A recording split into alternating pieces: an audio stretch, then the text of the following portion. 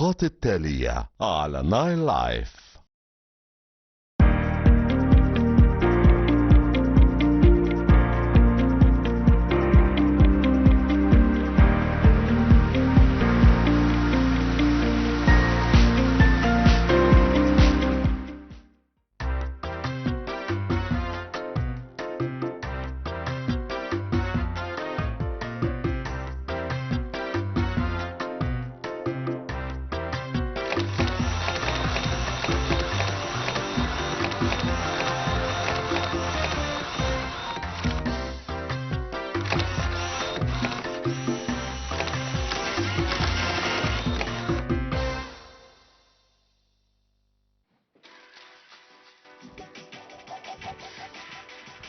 مساء الخير واهلا بيكم في حلقه جديده من المصوراتي.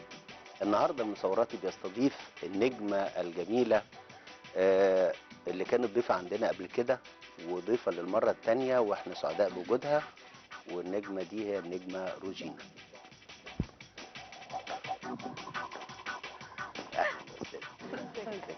الحمد لله تمام. اتفضلي. وحشتوني. وانت والله وحشتينا جدا.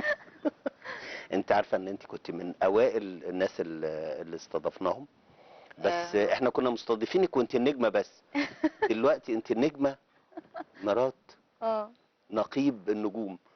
ايوه نقيب الفنان ما كانش لسه وقتها نقيب. ما كانش نقيب الفنان، وهو من وقتها على فكره موعدني انه يطلع معايا في حلقه لازم، بس لحد دلوقتي مش عارف ما عندوش صور. هنلاقيه لقيت له صور عندك. معايا. فرق معاكي انك انت تبقي مرات نقيب الفنانين؟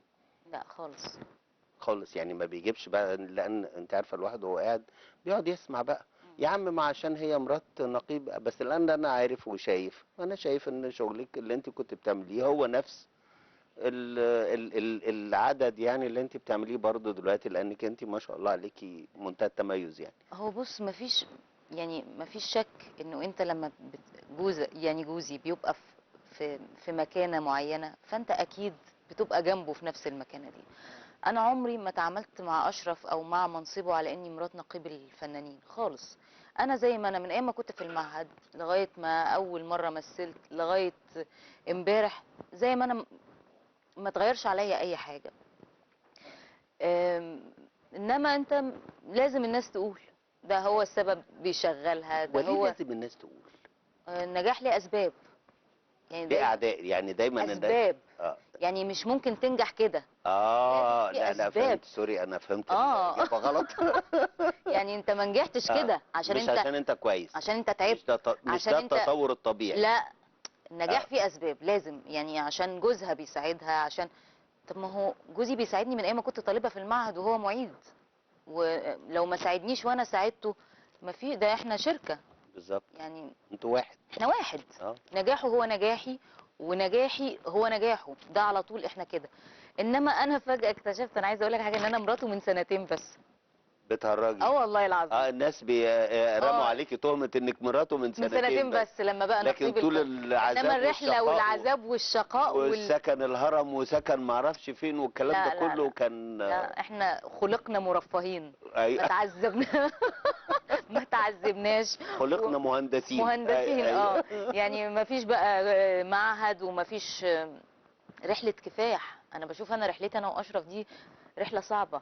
كنت انا طالبه وهو معيد عليا، وفجاه قررنا ان احنا تبقى حياتنا واحد، فاتجوزنا بدري جدا، اتجوزت في سنه اولى وما كانش عندنا امكانيات، فعشت معاه في شقه مفروشه. وافقت لاني امنت بيه وبحلمه.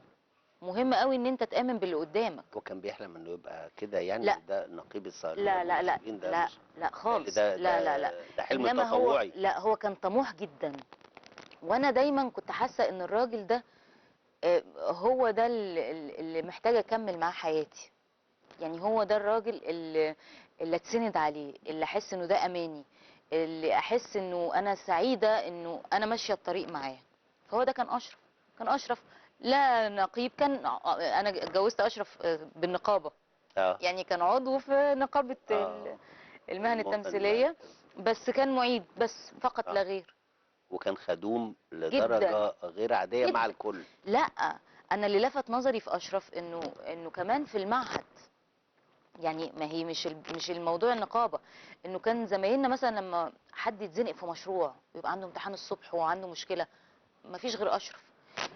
زميله من زمايلنا مثلا يحصل عندها مشكله، عملت حادثه، يجري. فهو طول عمره كده، مش جديد عليه. اه وانا يعني انا مثلا، يعني لما الناس تقول لي ده بيتعب بقول هو بيلاقي سعادته في ده. اه يعني هو بيلاقي سعادته في انه يخدم يخدم الاخرين. الاخرين. ان لله في الارض عبادا اختصهم خصهم بقضاء بقضاء حوائج حوائج الناس. الناس. طبعا طبعا اه ده حقيقي. طب بس مين اللي ربنا مظلوم بقى؟ يحببنا بقى جميعا في الخير يا رب. انت طبعا انا والبيت، انا اللي لانه مظلومه. اكيد هو قاعد في النقابه يا او في لا، انا النقابتين يعني. ايوه، انا مش على كده بس كمان يا عادل. اه يعني مش على اني مظلومه لاني ما بشوفش جوزي، اه لان جوزي ما بيشوفش بناته، اه لانه احنا مش عايشين حياه طبيعيه. ممكن نسافر في الصيف. آه، مفيش في طرف المصيف ده مش الكلام حاجه. ده خالص. مش انه اشرف لازم يبقى يعني بناته. انت ما عندكيش فيلا بقى، لا في الساحل الشمالي ولا اه فيلا في الغردقه ولا في انا عندي شقه في المهندسين بالعافيه وعربيه قسط. بتودوا فلوسكم فين؟ اه يعني فنانه ونقيب الفنانين اه بيودوا فلوسهم بقى دي اولا كلها جوزي ما فين؟ بيشتغلش. اولا تطوع. جوزي العمل النقابي عمل تطوعي. اه رئاسه الهيئه هو بياخد مرتب من معهد فنون مسرحيه ومرتب من هيئه المسرح، وده لا يتعدى. لا مرتب ده خلاص انسي بالظبط. طبعا، يعني لا يتعدى اجر لا حلقه يتعدى. في اي مسلسل. بالظبط بالظبط، اه واقل من اجر حلقه. اه انا بقول لك لا يتعدى ابدا يعني. فهي عرفت بنودي فلوسنا فين. هنلم لكم دلوقتي بعد. ايوه. بس صراحه هو اشرف من اخلص الناس اللي انا شفتهم لعمله وللناس اللي هو مسؤول عنهم. ده حقيقي. يعني نموذج. يعني انا يوم كان في ليه استقالة قريبة كده اه من غير سبب ومحدش عارف سببها. هتقول لنا سببها ولا ما والله حدش عارف؟ انا هقول لك على حاجه، زي زيك. ما تعرفيش بقى. زي زيك، وده جوزي. اه ده جوزي. ما هو اكيد لا حالة ده جوزي نفسية بقى معايا من في حياتي، في حياتي. ما بيقولش اي حاجة خالص. لا يعني انا لما اشرف، وانا بقولها اهو على الهوا ويمكن هو يزعل، لما تعين رئيس هيئه المسرح انا ما عرفتش. انا بلغت من زي ما الناس الجرايد. عرفتي من اتبلغت. الجرايد. لا عرفت قبلها طبعا. اه عشان عيب يعني مراته وبتاع. انما انا موضوع الاستقاله ده، احنا كنا بنتغدى يوم الجمعه ده، بنغدي البنات، وهو عنده 3 عزا ورايح لحد مستشفى، ده يومه. اه فقلت له انا هغدي البنات واوديهم النادي وبعدين هرجعهم على البيت. بس فوجئت بالليل هو مش موجود وقافل تليفونه. هو عاده عمره ما بيقفل تليفونه. بيكلموني اشرف استقال. فمش عارفه ارد على الناس اقول لهم ايه. فقلت لهم اشرف مين اللي استقال؟ قالوا لي اشرف جوزك استقال. جالي ذهول. ومش موجود بقى، عمالين اكلمه على التليفون ما بيردش. لما جه متاخر قلت له انت استقال؟ قال لي اه. قلت له طب ما قلتليش؟ قال لي حاجه خاصه بيكي؟ لا قال لي دي حاجه خاصه بالنقابه. قلت له لا عندك حق الحقيقه يعني. هو ما قالكيش الاسباب خالص؟ الاسباب كانت ضغوط هو قالها. يعني ضغوط كتيره جدا جدا نفسية جدا. وانه انت بتخدم وفي النهايه ما هو مش عايز شكرا. بس في النهايه كمان انت مش قادر تسعد الناس اللي انت بتخدمهم. هم مش مبسوطين بده. طب اسالك سؤال تاني. طبعا عمله في النقابة مش مؤثر على دخل الأسرة؟ طبعا لان طبعا. انا عايز اقول لك عادل. اقل فنان شفته اه بيشتغل هو اشرف زكي. اه اقول لك على حاجه يعني عادل. المفروض ان هو كنقيب، سوري انا اسف ان انا بقاطعك، بس آه، المفروض انه كنقيب بقى للممثلين بتاعي يبقى موجود في كل الاعمال. طبعا مش ده ما كده. بيحصلش مش خالص. ده الطبيعي. اه وهو ممثل ومخرج. يعني المهنه ايه؟ المهنه ممثل ممثل ومخرج. ومخرج. اه اشرف من ساعه ما تولى اداره النقابه عمل فيلم واحد، فيلم طباخ الريس، وده عشان طلعت زكريا. يعني هم عشره عمر وطلعت حلف عليه وقال له لازم تبقى معايا في اول تجربه بالنسبه لي وحاجات كده. ولكن اشرف ما بيشتغلش. ما بيشتغلش. هيجيب وقت منين يشتغل؟ لا ممكن يبقى في وقت، بس هو مكرس كل وقته ايوه ما انا بقول عشان لك ده. اهو. غير كده وكده انا اللي بفكر في بناته. دول بنات فمحتاجين تأمين مستقبل. يعني طبعا ما حدش عارف بكره ربنا مخبي ايه. ربنا يخديهم كل الخير يا فانا رب. ساعات افكر كده بالتفكير الدنيوي. يعني اقول طب والبنات دي ولما يجوا يتجوزوا وهنجهزوا، عارف الامهات لما يفكروا في البنات هم لسه صغيرين. بس ارجع واقول ايه، مش يمكن دعوة حد بيبقى محتاج لاشرف تقعد لنا في يوم من الايام. ده اكيد. واقول خلاص هو ده، انا اخترت كده. اخترت اتجوز هذا الرجل بالمواصفات دي اللي هو طول عمره كده. اشرف بيكره الفلوس على فكره. هو ما يحبش الفلوس. اه ما هو باين. طبعا. ما يحبش باين اه. الفلوس. وعربيته مكسره جدا، واقعد اقول له لازم تغير عربيتك. عجباني ايه عجباني. ده؟ ده المفروض عنوان الفن المصري يا جماعه. العربيه. ايوه. الشقه والعربيه اه. والحاجات بقى بص، هو انا بقول انه اهم حاجه حاله الرضا، ان انت تبقى راضي عن اللي بيجي لك، حتى لو اللي بيجي لك قليل تبقى مبسوط بيه، وهتلاقيه كتير قوي وفايض كمان، وده اللي حصل لنا الحمد لله. الحمد الحمد لله لله. رب العالمين، الحمد لله. بس على فكره الخير اللي هو بيعمله مع الناس ده هتشوفوه يا رب. في الولاد، وهتشوفوه طبعا معاكم، طبعا، والله والله ده هتلاقي في بجد. حاجات المفروض ما كانتش تحصل وجميلة وبتحصل، الحمد لله. وحاجات وحشة ان شاء الله ربنا يبعدها عنكم يا رب يا جميعا رب. وولاده. تعالي نخش بقى على صورك انت. اه. ده انت لا، دي مايا. بنتك بتهرجي. انا طب عايزه اقول مين؟ لك استني بقى، حاجه. طب نرجع ليكي. دي انا. ليه لابسه العقال بتاع اه، السعوديه؟ عايزه اقول لك حاجه، ده كان عيد ميلاد. ده مش عيد ميلادي، ده كان عيد ميلاد حد من ولاد خالتي، وكنا نتصور كده، يعني هم كان يعني كأنه عيد ميلاد تنكري، يعني عاملين كده حفله تنكريه حفلة فعاملين تنكرية، فعاملين كده حفلة تنكرية في الشرقية فعشان انت كده مش كنت لابسة. شرقيه اصلا؟ انا مش شرقية، مفقوس. جميل. مم. ف... فكنت لابسة كده، انا كنت احب اتصور جدا وانا طب حلو، صغيرة. ده جميل بقى. تكلمينا عن حياتك وانت الانسة. صغيرة. لا خلي مايا دلوقتي هنرجع جاي. لها. انا عايزه اقول لك حاجه عادل، انا لما جيت ادور على الصور عشان ابعتها لك، اكتشفت حاجه غريبه جدا. اكتشفت ان انا عندي درج كبير قوي قوي حاطه فيه كل الصور. اكتشفت ان انا عمري قدامي، عمري. ما هي دي الصور. اه. وكل صوره ليها ذكريات وليها تفاصيل. اه يعني مثلا الصوره دي. ما هي مش الصورة على فكرة مش ليها ذكريات الصورة بس، ده الصورة والوقت اللي كانت فيه الصورة، طبعا. والشقة اللي كنتوا طبعا. متصورين فيها، والمنطقة اللي كنتوا ساكنين فيها. حقيقي. ما هي ده اللي احنا بنعمله من مراحل. الصور. احنا بنشوف حياتك من فوتوغرافيتك. حلوة دي. وعشان كده عايزه اقول لك حاجه، انت عارف ان انا بدات اعمل ايه؟ بدات لما ابقى متضايقه او مكتئبه اتصور، ولما ابقى مبسوطه وسعيده وحالتي النفسيه كويسه اتصور، وابدا اقول انهي احسن. انت عايزه انهي فيهم؟ اه عايزه اللي متضايقه وشكلها بايخ دي، ولا عايزه مين المبسوطه اللي السعيده؟ بيصورك؟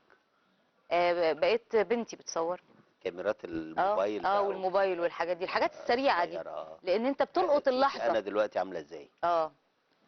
انا مكتئبه، حاجه مضايقاني في الشغل، حاجه مضايقاني في الحياه، فاتصور. فابدا ابص على دي وعلى دي، الاقي دي مش عجباني، دي احسن، فابدا اطور في دي. اه تبتدي تطوري في شخصيتك انت اللي بتتصور. اه. طب الصورة بتشوفي انها بتمثلك بجد طبعا. انا باحساسك يعني بكل حاجة يعني. يعني انا بقول انه اكتر حاجه تكشف شخصيه البني ادم الصوره. حتى لو انت بتتصور وانت عامل بوز مش عايزه، يعني انت ساعات تبقى متصور مبتسم وانت جوه مش مبتسم، بس بيبان. بيبان جدا طبعا. معرفش ازاي، الاحساس يا ماما. بس تحس. مع اني على وشي ابتسامه جامده جدا. الاحساس، ما هو عينك هتفضح اللي جواكي. ده ما هو حقيقي. العين هي مراية الانسان. العين هي اللي بتبين كل ما هو بداخلك. مهما انت تضحك على الناس انت بتعمل لهم كده، بس عينك حزينه. طب العين حزينه هنعمل ايه؟ صح. العين فيها مشكله هنعمل ايه؟ العين دايما فاضحه.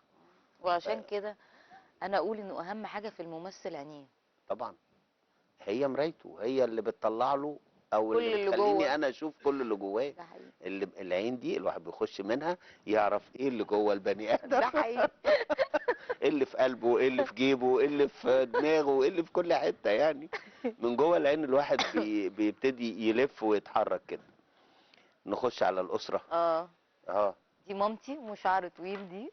ايوه ده اللي على اليمين خالص، مش اللي شايلاكي. لا مش اللي شايلاني. دي ماما. دي مامتي. ما شاء الله. طول عمرها شعرها طويل. أيوة. وكان عندها عقده بالنسبه لي. لان لان دي كان صوره جدي. الشرقيه. دي الشرقيه. انا شفت الشكل ده كده كتير قوي، لان انا متجوز من الشرقيه. اجدع ناس. طبعا اجدع انا ناس. اقدر انت حتى انا قلت حاجه تانية. فجدي كان يعني عامل ماما ما تقص شعرها ابدا. كويس. فهي كانت عندها عقده في انها ما بتقدرش تقص شعرها، فكان بتقص شعرك انت. تقص شعري انا. أيوة. فانا طلعت عندي عقده ما بقصش شعر بناتي. فدي ماما. مين اللي جنبها؟ دي كانت صاحبتها، كان اسمها هدى. اللي شايلاكي دي ده يبقى انت مايا. عندك كام عندي مايا ومريم. بنتين؟ اه. كويس. مايا انا خالص، اه. كمان طباعي انا ايوه. وشخصيتي. دي مين فيهم؟ دي البيبي مايا. مايا. اه دي كانت لسه عندها في سبعة. الغربال بقى اه في الغربة. واسمع كلام امك وما تسمعش كلام ابوك وكده يعني. مين اللي دق الهون يومها؟ يومها اللي دق الهون ماما. هي اللي دقت الهون اه. وغربلت المولود. طب حلو. ماما ومرات عم اسماعيل عبد الحافظ. حلو ده. برضو هنا ده ماما. ايوه. ومحمد عبد الحافظ كان ايوه. طفل اهو، كان لسه في معهد فنون محمد ده مسرحيه. محمد عبد الحافظ لسه زي ما هو كده. شخصية جميلة جدا. قوي قوي. اه. طب حلو جدا. ومين اللي واقفين حواليك؟ ودي سالي اختي. دي. دلوقتي ما اه. شاء الله بقى عندها بنوتين زي القمر. ودي. دي مرات محمد عبد الجواد الممثل. مم. هايل. برضو. ده عيد ميلاد مايا. تمام. دي مريم. دي مريم. صغيرة. دي صغيرة. اه. دي أشرف زكي خالص. جميلة خالص. كربونة. اه. وزي أشرف زكي وما حلو بتنامش، يعني تشحن، ممكن تنام 5 دقايق تشحن زي الموبايل بس كده خلاص. وتقوم باور جدا. و تقوم تعذب فيكوا بقى بقية عز- اليوم. اه. 5 دقايق ليها آراء خطيرة، يعني اه. مرة هي واقفة. عندها كام سنة دلوقتي؟ 4 سنين. واختها ومايا 12. 12. مم. مرة معايا هنا كانت معايا في التصوير مريم. مم. مرة واقفة بتكلمني بتقولي مامي أنا بكره حرف الر. فانا لفت نظري الجمله، يعني عمري ما سمعت طفل يقولها بكره. فقلت لها ليه يا مريم بتكرهي حرف الر؟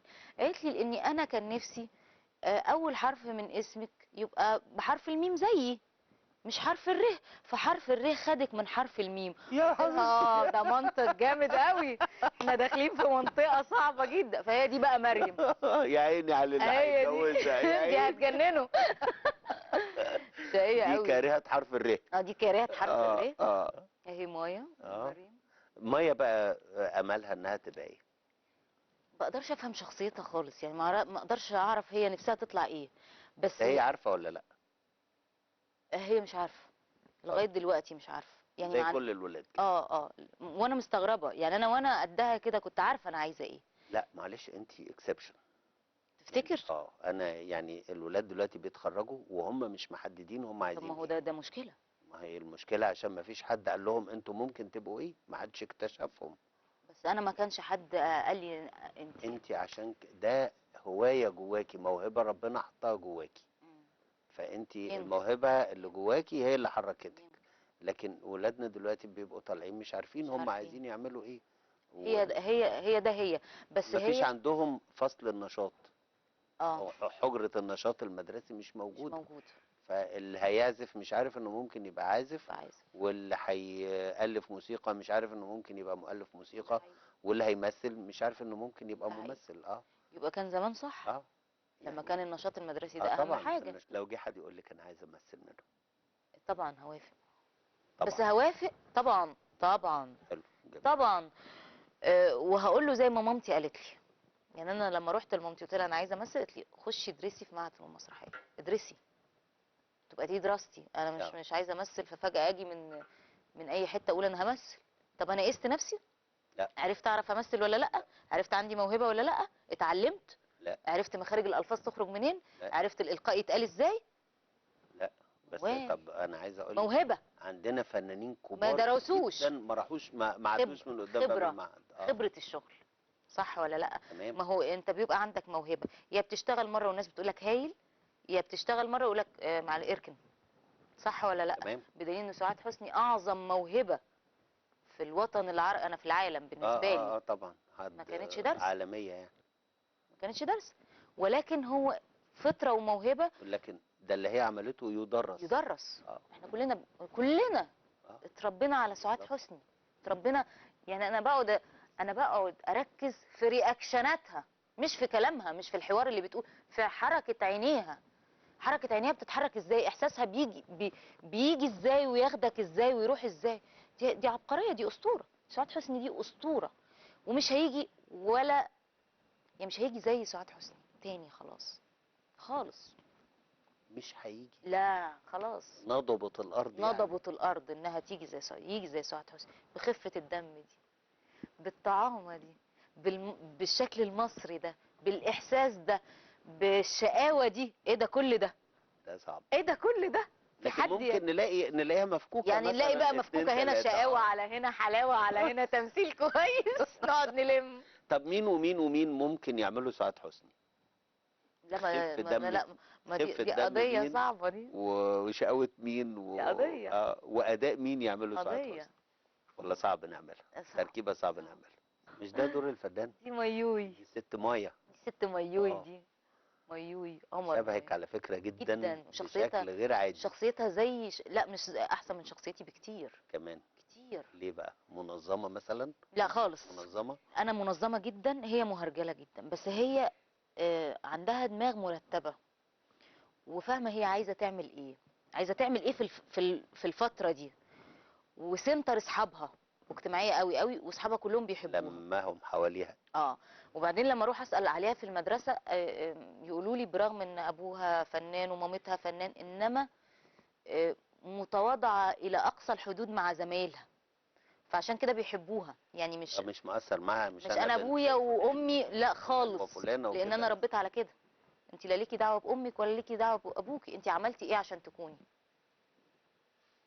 انا علمتها. طبعا. انت مالك بابوكي، عنده ايه، هو اسمه ايه، عمل ايه، ده ابوكي، ده مجهوده، وده مجهودي وتعبي. انت بقى فين هتتعبي ازاي عشان تبقي عشان ايه؟ تبقي ايه، عشان يكون عندك ايه، عشان الناس تحبك ازاي. فهي عندها ده. هايله في النت والحاجات دي مرعبه، انا فاشله شغالة جدا. كمبيوتر 100 على 100. طول. ايوه. انا دايما احب في التصوير اخدهم معايا اصورهم، عشان بتبقى ذكريات حلوه قوي. ده مين التالت اللي معاهم؟ التالتة دي التالتة. بنت اختي سالي ملك، انا اللي مسمياها على اسمي دي في مسلسل كلمات. دي التالتة. دي التالتة. اه طب حلو ده ده. كان مسلسل درب الطيب، وده في عيد ميلادهم، مريم ومايا. اه بتبقى ذكريات حلوة قوي ليهم في العمر لا كله. جمال طبعا. وانا دي صورة مع اه احمد عز. احمد عز واحمد الفيشاوي، ده كان في عيد ميلاد البنات. واصل مايا متيمة الاحمدين. والله بتحب الاتنين جدا. الاحمدين بتموت فيهم قوي. وعشان احمد الفيشاوي كان عندنا على طول في البيت، يعني احمد اشرف اللي مدخله المعهد. ما شاء الله اه. جميل طبعا. طب انا عايز اوريكي بقى. انتي خلاص اتفرجنا على صورك. عايز انا اوريكي صور. انت توريني صور. يلا. طيب. مروة فتحي دي هنعرض صورها دلوقتي وهنقول لها شوية ملاحظات، يا ريت تبقى شايفة البرنامج علشان تسمعهم يعني وتستفيد، او اللي يتفرج بقى يستفيد. دي صورة لمروة فتحي مصورة فيها جذوع شجرة، جذع شجرة كده والفروع في وقت الخريف، ومفيش حلو ولا قوي. ورقة، فعاملة برضو طبعا. عاملة تكوين حلو لا بقى انت وداخل ملاحظ مع انه السحاب. انه مفيش ولا فراغ، يعني كله كله مليان، مع ان مفيش اي ورق، لكن الفروع وجذوع وسيقان لا وبعدين وعامله اللي في النص ده غامق قوي، وبعدين قاسم نازل الموضوع. على ما هو ده على السلويت فاضي. بقى، مبينه ده ايه لون السما. الاضاءة تعمل كده؟ طبعا، ما هو ده الاضاءه، انها الاضاءه الرئيسيه اللي ورا الشجره مش اللي قدام الشجره. لو نورت الشجره هتبقى بني لون والله. الخشب، لكن لانها خدت نور السما. نور السما لما نظبط عليه يدينا تفتكر وهي بتصور قصده ده؟ سحاب. هي جت معاها جميله. مش قصده. ما احنا انما دلوقتي، فنيا. انا عايز اقول لك فنيا احنا كده. دلوقتي اللي احنا بنقوله ده يخليها لما تيجي تصور تاني تبقى قاصده. لا تبقى قاصده. تبقى قصده. هتبقى عارفه انها اما بتصور على نور السماء، ظبط على نور السماء، حتى لو الكاميرا اوتوماتيك هي بتاخد من النور الكتير اللي جاي لها، فيبين السيقان دي تبقى كده يعني. الخشب ده يبقى اسود كله، ويبقى السماء لونها الازرق الجميل.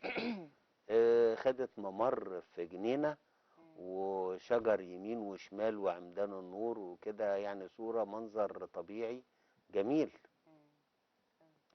هنا بقى راحت مصورة العشب اللي على الأرض بس، وفي كام طائر كده ورا، حمام ده أعتقد.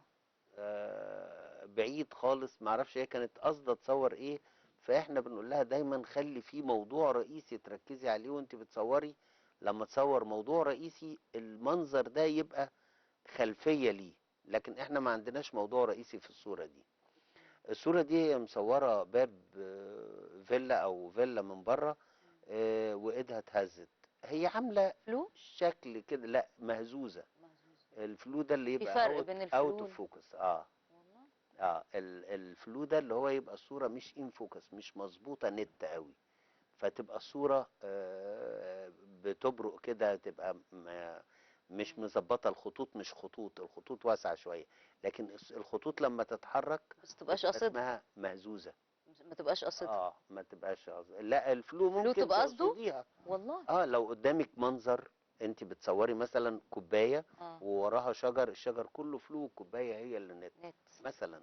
او ثمرة فاكهة مثلا تفاحة، نت قوي، واللي وراها كله فلو. مهزوز. فالفلو ده الاوت اوف فوكس ده بيبقى جاي من ان عمق الميدان بتاع التصوير. يعني لما بنظبط على التفاحة دي بيبقى عندي مساحة كده بس هي اللي هتبقى نت، وراها ب2 سنتي وقدامها ب3 سنتي مثلا. لكن بعد كده كل ده هيبقى مش في الحتة اللي هي اللي انا باخد فيها الفوكس بتاعي، فهيبقى اوت اوف فوكس، هيبقى مهزوز. فلو في لمبة هتبقى بقعة نور، لو في خط ده هيبقى موضوع صعب خط جدا. تخين. لا ده سهل جدا بس لما نحبه ونعرفه. ما هو ده النور، ما هو النور كده. فاحنا بنقول لها لازم كنت تثبتي ايدك شوية، يا اما لو عايزاها تبقى مهزوزة كده تخليها انت اوت اوف فوكس بنفسك يعني.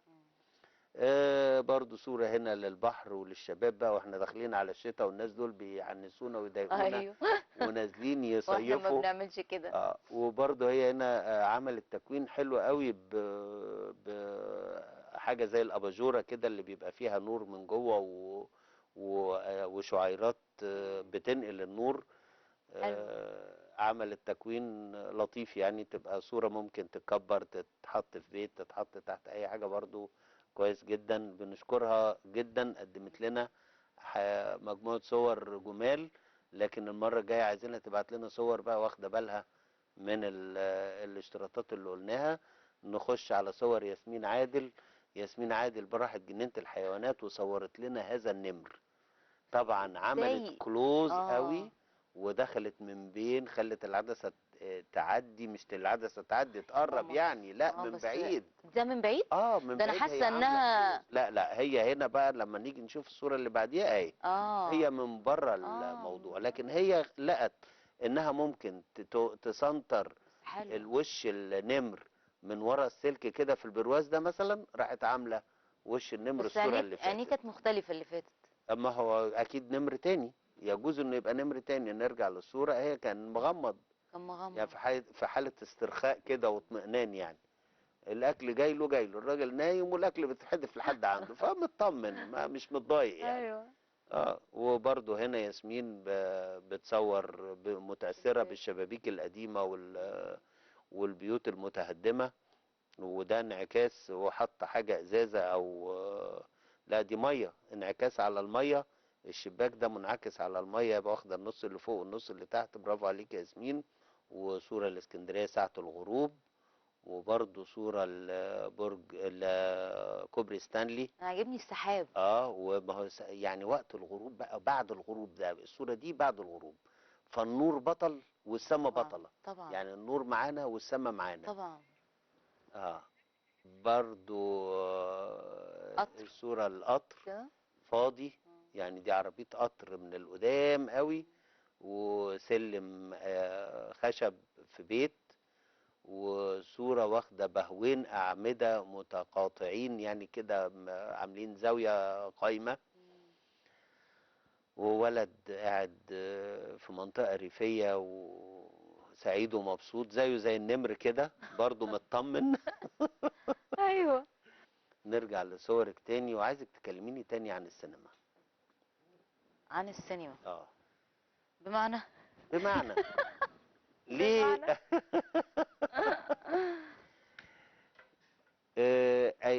اللي جاي بقى في السينما اللي جاي في السينما ان شاء الله، يعني عندي غير اللي انت عملتيه وهيتعرض ان شاء اه الله. ان شاء في الله. لا مشاريع يعني ان شاء الله تانية باذن الله، ده الفرح خلاص يومين كده هنبدا نصور ان باذن شاء الله الله. مع احمد عبد الله وسامح عبد العزيز.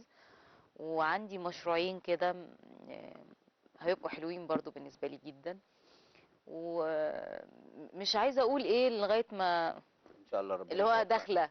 ان شاء الله آه. ربنا يوفق انما حاسه انه بقى في عادل عارف حاله تصالح بيني وبين السينما. يعني ابتدت المسائل يعني عندي احساس كده انه في حاله تصالح، لانه وما كانش في خصام، بس هو المساله ان انت تجي لك حاجه حلوه. انا القضيه ان انا كانت في فتره بتجيلي حاجات مش عجباني فبقول لا، فلما قلت لا خلاص ما بقتش تجيلي حاجات فعلا. خلاص زي ما يكونوا عرفوا. خلاص ما تبعتلهاش بقى وبتاع، هتعتذر هترفض وبتاع. بس في النهايه بقول اراده ربنا، لما ربنا بيبقى عايز لا طبعا اللي عايزه ربنا هو اللي بيكون. انت في الحته دي خليك في الحته دي، انت في الحته دي خليك في الحته دي.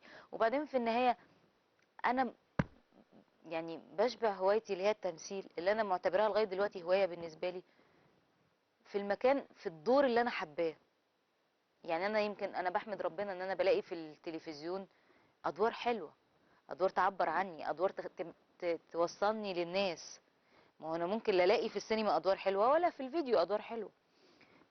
فانا يعني دايما عندي احساس انه اللي جاي احسن دايما. ان شاء الله. عايز اقول لك ان احنا وقتنا للاسف خلص ومش عارف اشكرك ازاي انك كنت معانا لتاني مره في المصور. ربنا يخليك، انا اللي مبسوطه جدا وسعيده جدا جدا، ويا رب تكون حلقه حلوه، وانا بحب المصورات. الحمد لله. والمصورات بيحبك جدا يا فندم. انا عارفه. انا ما عنديش شك. بنشكرك جدا وبنشكر كل الساده المشاهدين اللي كانوا معانا النهارده، وعايزين نفكركم تاني ان احنا مستنيين صوركم على جروب المصوراتي على الفيسبوك، وان شاء الله ننشر صوركم تباعا. بنشكركم ونتقابل ان شاء الله في حلقه جديده من مصوراتي يوم السبت الجاي.